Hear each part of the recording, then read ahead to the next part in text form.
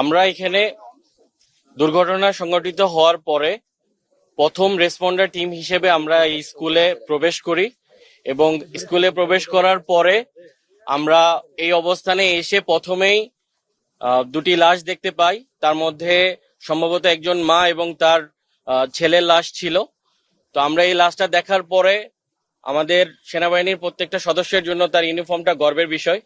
তো আমাদের ওই সময় আসলে আমাদের গর্বের যে ওই মা এবং ওই স্টুডেন্টের সম্মানটাকে আমরা প্রাধান্য দেওয়ার চেষ্টা করেছি এবং সাথে সাথে আমি এবং আমার সাথে যে সৈনিক ছিল, সৈনিক আশিক, আমরা আমাদের দুজনের ইউনিফর্মটা খুলে তাদের সম্মান রক্ষার্থে আমরা কাজ করার চেষ্টা করি এবং ওটা করার পরে আমরা আমাদের উদ্ধার কার্যক্রমগুলো পরিচালনা করি। আমরা আনুমানিক 7টা থেকে 7:30 পর্যন্ত আমরা এই কাজ অব্যাহত রাখি এবং 7:30টার দিকে আমরা আমাদের উদ্ধার কার্যক্রম শেষ করে আমরা আমাদের ক্যাম্পে প্রত্যাবর্তন করি। ধন্যবাদ।